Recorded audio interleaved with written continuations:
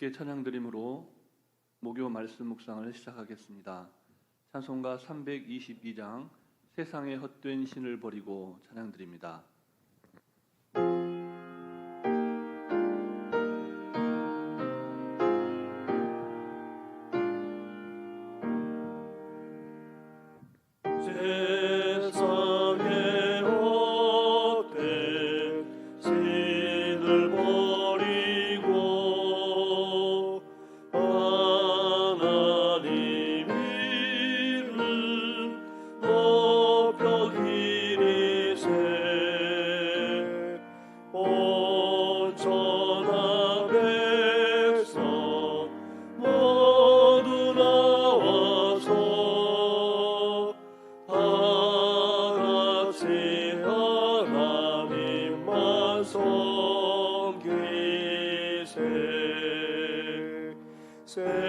세상의 헛된 우상 버리고 인간의 모든 의의 영화와 거짓과 불의 모두 버리고 온전히 하나님만 섬기세. 주님의 백성 서로 헤아려 시기와 미움 아주 버리고 하나님만을 홀로 섬기는 천국으로서 이뤄주소서.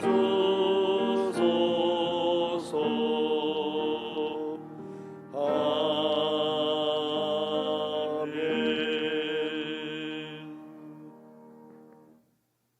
사랑과 은혜가 충만하신 살아계신 하나님 아버지, 이 하루도 하나님 은혜 가운데 지켜주시고 보호하여 주셨다가 또 이렇게 하나님 말씀 앞에 서게 하시니 너무나 감사를 드립니다. 오늘 하루도 하나님께서 허락하신 너무나 귀하고 복된 하루이오니 추워진 날씨이지만 그러함에도 불구하고 하나님을 찬양하며 경외하며 삶의 예배자로 설 수 있는 귀하고 복된 하루 되게 하여 주시옵소서. 우리 구주 예수 그리스도의 이름으로 기도드립니다. 아멘. 오늘 우리에게 주신 하나님 말씀은 매일 성경 본문에 따라 누가복음 3장 1절부터 14절 말씀입니다. 신약성경 90쪽 전후에 있는 누가복음 3장 1절부터 14절 말씀을 교독하시겠습니다. 디베르 황제가 통치한 지 15해 곧 본디오 빌라도가 유대의 총독으로 헤롯이 갈릴리의 분봉왕으로 그 동생 빌립이 이두레와 드라고니 지방의 분봉왕으로 루사니아가 아빌레네의 분봉왕으로 안나스와 가야바가 대제사장으로 있을 때에 하나님의 말씀이 빈들에서 사가랴의 아들 요한에게 임한지라. 요한이 요단강 북은 각처에 와서 죄사함을 받게 하는 회개의 세례를 전파하니 선지자 이사야의 책에 쓴 바 광야에서 외치는 자의 소리가 있어 이르되 너희는 주의 길을 준비하라 그의 오실 길을 곧게 하라. 모든 골짜기가 메워지고 모든 산과 작은 산이 낮아지고 굽은 것이 곧아지고 험한 길이 평탄하여질 것이요 모든 육체가 하나님의 구원하심을 보리라 함과 같으니라. 요한이 세례 받으러 나아오는 무리에게 이르되 독사의 자식들아 누가 너희에게 일러 장차올 진노를 피하라 하더냐. 그러므로 회개에 합당한 열매를 맺고 속으로 아브라함이 우리 조상이라 말하지 말라. 내가 너에게 이르노니 하나님이 너희 이 돌들로도 아브라함의 자손이 되게 하시리라. 이미 도끼가 나무 뿌리에 놓였으니 좋은 열매 맺지 아니하는 나무마다 찍혀 불에 던져지리라. 무리가 물어 이르되 그러면 우리가 무엇을 하리이까? 대답하여 이르되 옷 두 벌 있는 자는 옷 없는 자에게 나눠줄 것이요 먹을 것이 있는 자도 그렇게 할 것이니라 하고 세리들도 세례를 받고자 하여 와서 이르되 선생이여 우리가 무엇을 하리이까 하매 이르되 부과된 것 외에는 거두지 말라 하고 군인들도 군인들도 물어 이르되 우리는 우리도 무엇을 하리이까 하매 이르되 사람에게서 강탈하지 말며 거짓으로 고발하지 말고 받는 급료를 족한 줄로 알라 하니라. 아멘. 오늘 매일 성경 본문 묵상의 제목은 회개에 합당한 열매입니다. 그런데 1절과 2절 말씀을 해석한 매일 성경 내용의 맨 끝에 이런 질문이 기록되어 있습니다. 분주함과 요란함으로 가득 찬 이 세상 속에서 하나님과 독대하며 말씀에 사무칠 수 있는 나만의 빈들이 있습니까? 어떻습니까? 여러분에게는 그런 빈들이 있으십니까? 지난 월요일에 망우리 산책로를 걸어 보았습니다. 한참을 포장된 길을 걷다가 능선을 따라서 돌아오게 되었는데요. 그러다가 산책로에서 저만치 떨어진 곳에 평평하게 잘 다져져 있는 한 장소를 발견했습니다. 산상기도를 경험해 보신 분들은 잘 아실 겁니다. 하나님의 임재를 사모하면서 간절히 기도했던 자신만의 기도의 터가 있죠. 그곳이 딱 그렇게 기도하기 좋게 잘 다져져 있는 곳이었습니다. 그런데 누군가 거기에 어떤 글자를 써놓았더라고요. 궁금해서 가까이 가보았는데 바닥에 새겨진 글자를 보고 무척 실망했습니다. 입에 담기 상스러운 욕설을 누군가 그 흙바닥에 선명하게 적어놓고 간 겁니다. 지금 생각해 보니까 왜 그걸 지우고 오지 않았을까 이런 후회가 됩니다. 도대체 그 한적한 공간에 그렇게 상스러운 욕설을 적고 간 사람은 누굴까? 그것만 생각했지 그곳을 나의 빈들로 삼지 못한 것을 지금 이 시간 회개하지 않을 수가 없습니다. 바라기는 오늘 여러분이 발 딛는 모든 공간과 여러분이 숨쉬는 모든 시간이 하나님의 말씀이 임하고 하나님의 말씀을 여러분 마음판에 새기는 빈들이 되시기를 주님의 이름으로 축복합니다. 오늘 본문에는 여러 사람의 이름이 등장을 합니다. 본문 1절과 2절 말씀을 다시 함께 읽겠습니다. 제가 먼저 1절 말씀을 봉독하고 2절은 함께 읽겠습니다. 디베료 황제가 통치한 지 15해 곧 본디오 벨라도가 유대의 총독으로 헤롯이 갈릴리의 분봉왕으로 그 동생 빌립이 이두레와 드라고니 지방의 분봉왕으로 루사니아가 아빌레네의 분봉왕으로 안나스와 가야바가 대제사장으로 있을 때에 하나님의 말씀이 빈들에서 사가랴의 아들 요한에게 임한지라. 아멘. 하나님께서는 어째서 회개에 합당한 열매에 관해서 말씀하시기 전에 이토록 많은 당대의 유력한 정치인과 또 제사장들의 이름을 기록하게 하신 걸까요? 이 대목에서 우리는 회개에 합당한 열매를 맺으라고 선포한 요한이 사가랴의 아들이었다는 사실을 알게 됩니다. 요한의 아버지 사가랴가 누구입니까? 우리가 이미 말씀을 통해 접했듯이 사가랴는 제사장이었습니다. 그러므로 요한은 아버지의 뒤를 이어서 자연스럽게 제사장의 직책을 위임받을 수 있는 그런 환경적인 조건을 갖고 태어났고 또 그렇게 살아갈 수 있었다는 겁니다. 하지만 요한은 말씀에 기록된 대로 빈들, 곧 광야로 나아가는 삶을 선택합니다. 예루살렘에서 누릴 수 있는 안락하고 풍요로운 삶을 뒤로하고 불편함과 부족함이 일상이 될 수밖에 없는 자신만의 빈들로 광야로 나아갑니다. 놀라운 사실은 하나님의 말씀이 당대의 유력한 정치인, 당대의 유력한 제사장, 그들이 아니라 그렇게 빈들에 나아가 있는, 예루살렘을 떠나 빈들에 머물러 있는 요한에게 임했다는 사실입니다. 그렇다면 궁금해지는 것이 있죠. 요한에게 도대체 어떤 말씀이 임하였을까? 요한에게 임한 말씀이 무엇일까? 우리 본문 4절부터 6절까지의 말씀을 다시 함께 교독하겠습니다. 제가 먼저 4절 말씀을 봉독합니다. 선지자 이사야의 책에 쓴 바 광야에서 외치는 자의 소리가 있어 이르되 너희는 주의 길을 준비하라. 그의 오실 길을 곧게 하라. 모든 골짜기가 메워지고 모든 산과 작은 산이 낮아지고 굽은 것이 곧아지고 험한 길이 평탄하여질 것이요. 함께 읽겠습니다. 모든 육체가 하나님의 구원하심을 보리라 함과 같으니라. 아멘. 누가복음은 그 당시 요한에게 임한 하나님의 말씀이 무엇이었는지에 관해서는 침묵을 하고 있습니다. 다만 3절 말씀에 기록된 바와 같이 요한이 죄사함을 받게 하는 회개의 세례를 전파했다, 이렇게 기록을 하죠.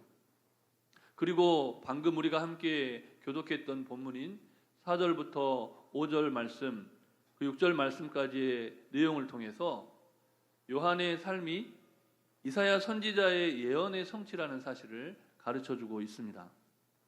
다시 말해서 요한은 그의 전 인생을 통해서 이사야 선지자가 예언한 하나님의 말씀을 말씀되게 사는 삶으로 부름받았다는 겁니다. 자신이 빈들에서 묵상했던 구약의 선지자의 예언된 그 말씀이 자신의 인생이 되도록 그렇게 철저하게 하나님께로부터 부름받고 또 묵상했던 그 말씀을 말씀되게 사는 삶을 요한은 살았다는 것이죠. 그래서 요한에게는 빈들에서 그렇게 죄사함과 회개의 세례를 전파하는 삶이 하나님께서 요한에게 기대하신 회개에 합당한 열매를 맺는 삶이었다는 겁니다. 하지만 모두가 다 그렇게 요한처럼 실제적으로 빈들에 나가서 광야에서 살아가는 삶을 모두가 다 그렇게 살 수는 없는 것이죠. 누군가는 예루살렘과 같은 곳에서 자신에게 임한 하나님의 말씀을 말씀되게 살아가야만 하는 것이죠. 우리는 각자의 삶의 자리에서 회개에 합당한 열매를 맺는 삶으로 부름받았습니다. 하나님께서는 오늘 여러분 한 분 한 분이 각자의 삶의 현장 한복판에서 저마다 회개에 합당한 열매를 맺으면서 살아가기를 바라십니다. 이쯤에서 우리는 다시금 본문이 우리가 함께 교독한 이 말씀들이 요한에게 세례를 받으러 오는 무리들에게 선포된 설교라는 사실을 기억해야 합니다. 단지 세례 교인이라는 사실, 내가 이미 세례를 받고 교회 생활을 하고 있다는 그 사실만으로 우리가 하나님 나라의 친백성이 되는 것은 아니라는 겁니다. 사실 거기에 우리의 위기가 있는 것이죠. 본문 8절과 9절 말씀을 다시 함께 읽겠습니다. 그러므로 회개에 합당한 열매를 맺고 속으로 아브라함이 우리 조상이라고 말하지 말라.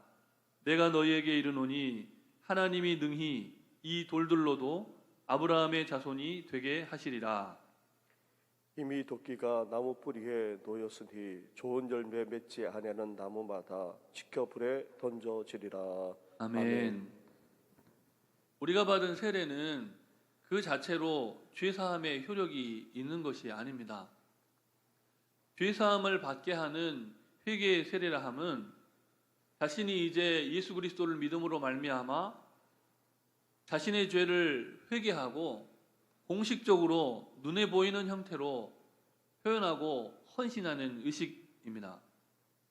그러므로 세례를 받은 모든 성도들은 반드시 기억할 사실이 있는데, 그것은 바로 하나님께서 세례받은 하나님의 백성들로 하여금 오늘 본문의 말씀처럼 좋은 열매를 맺는 삶을 살기를 바라신다는 겁니다.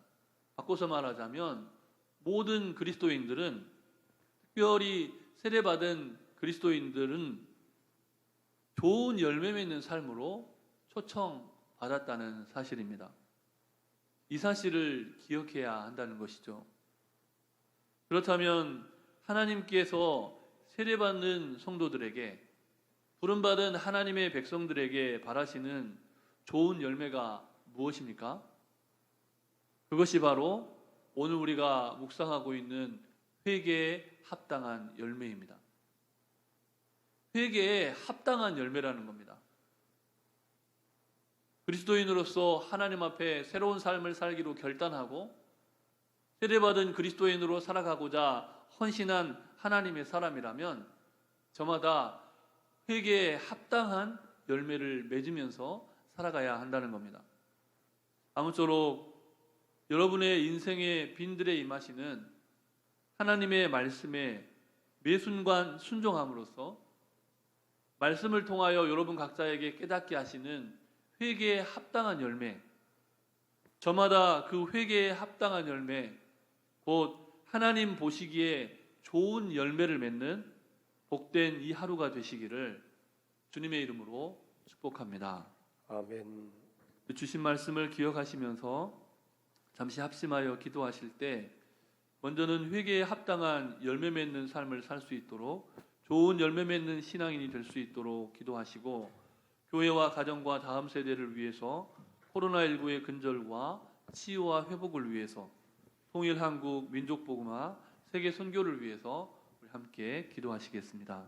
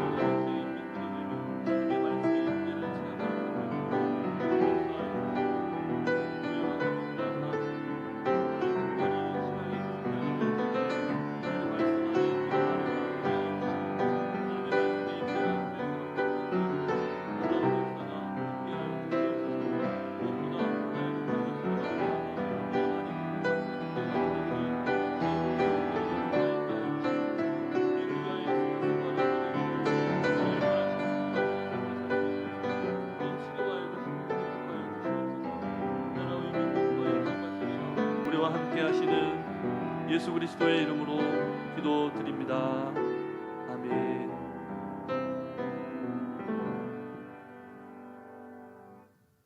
사랑의 하나님, 부족하고 연약한 우리를 불러 죄사함을 얻게 하는 회개의 세례를 받게 하시니 감사를 드립니다. 오늘 하루 우리 각자의 인생의 빈들에서 회개에 합당한 열매, 아버지 하나님께서 원하시고 기대하시는 좋은 열매를 맺는 복된 인생 되게 해 주시옵소서. 우리 각자가 부름받은 사명대로 회개에 합당한 열매를 맺음으로 더 없는 하나님의 기쁨이 되는 복된 인생 살게 해 주시옵소서. 빈들에서 요한에게 말씀을 들려주셨듯이 매일 성경을 묵상하는 우리에게도 하나님의 말씀을 들려주시옵소서. 들은 말씀을 말씀되게 살아내므로 보다 더 큰 하나님의 영광을 위해 살아가는 복된 인생 되게 하시기를 우리 구주 예수 그리스도의 이름으로 기도드립니다. 아멘. 하늘에 계신 우리 아버지, 아버지의 이름을 거룩하게 하시며 아버지의 나라가 오게 하시며 아버지의 뜻이 하늘에서와 같이 땅에서도 이루어지게 하소서. 오늘 우리에게 일용할 양식을 주시고 우리가 우리에게 잘못한 사람을 용서하여 준 것 같이 우리 죄를 용서하여 주시고 우리를 시험에 빠지지 않게 하시고 악에서 구하소서. 나라와 권능과 영광이 영원히 아버지의 것입니다. 아멘.